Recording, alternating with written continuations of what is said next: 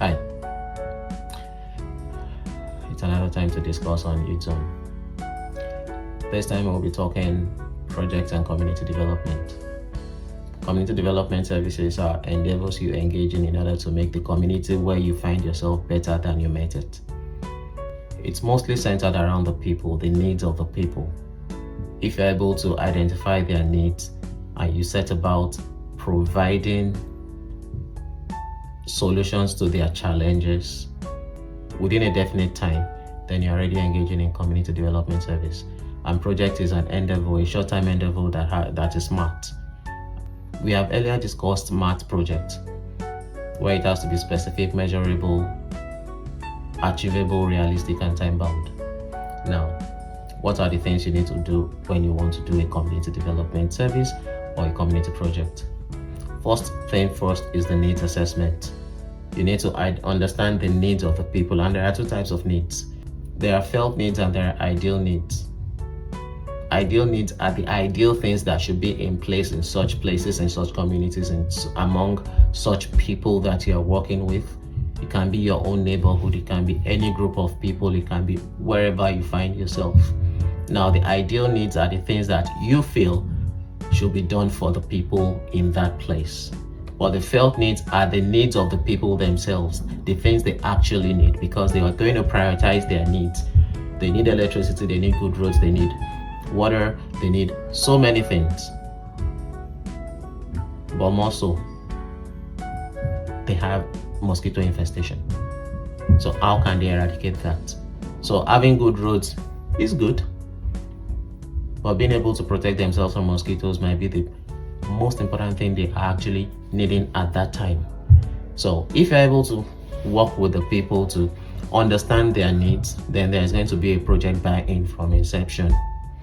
Once you are able to cross the hurdle of felt needs, you already understand what they need.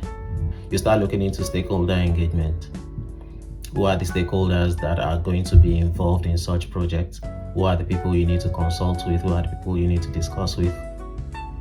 Who are those that are the custodian of that environment, of that community? Once you're able to do that, then you start looking at what are the things you need in order to achieve that goal of doing that project. What are the resources? Who are the people you're going to work with? You have to identify all of these things. And because you're working with the community already, you have their buy-in in the project. You've done your advocacy visit. You've done your stakeholder consultation. You've done quite a lot of things. There are so many technical things I won't be discussing here, like the stakeholder matrix, power influence grid, and the likes of it. I'm not going to be discussing because this is just at eye level. But when you get on the field, these things are really easy. It's not really difficult per se.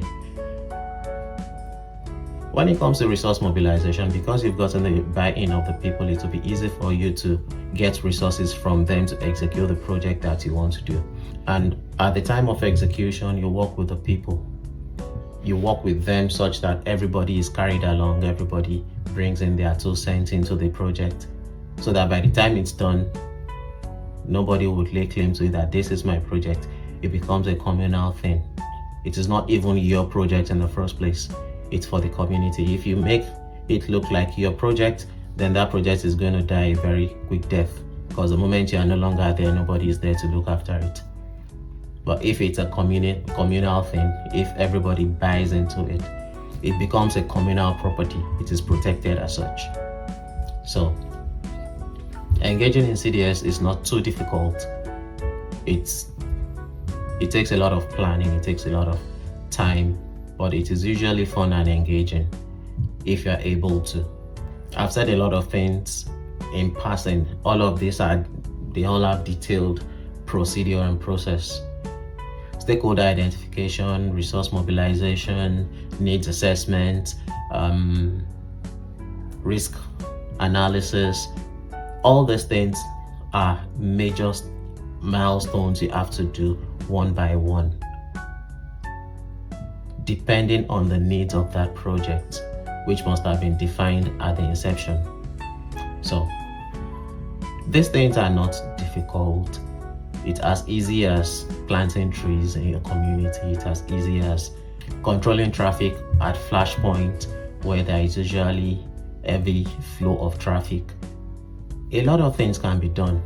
So many things can be done in the name of project, and everything you do counts for you. Now, by the time you're able to do all of these things, you can refer to all of the things you have done when you're trying to apply for fellowships, and these are the things that you will need. And the experience you gain from this community development service or a community project are the things that you are bringing on board of fellowships. So, as a young person, as an African, as a Nigerian, wherever you are on the continent of Africa, these are easy things you can actually jump on. These are things you can work on. These are things that can elevate you, that can help you step from that place you are, whichever community you are in on the continent of Africa, and project you to the world. It's not so difficult.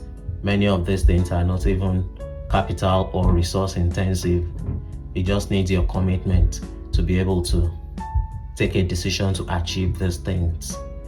So if you are convinced within you that you want to do this, you want to participate in this, you are going to be responsible for the whole life cycle of the project. And by the time you are able to do this, you already have all the wealth of experience you need to execute any kind of project. And from there, you can use it as a leverage in order to get to other organizations where you can build on the experience and exposure that you've had from previous projects. This is easy, this is not difficult. So as an asset, as a young person, as a development partner, as an agent of change, as a global asset, I leave you to ruminate on this and decide which of the projects, which of the things you want to embark on. And whenever you take your decision, reach out, let me know. In any way I can help you in technical terms, I'll be happy to give you tips and bits. I'll see you the next time.